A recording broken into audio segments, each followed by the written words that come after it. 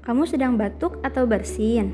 Tahukah kamu, saat kamu batuk ataupun bersin, terjadi pelepasan virus dan bakteri yang berasal dari pernafasan, baik melalui udara maupun cairan dari dalam tubuh kamu yang dapat menular pada orang lain. Tapi, kamu dapat mencegahnya dengan melakukan etika batuk dan bersin yang benar berikut ini.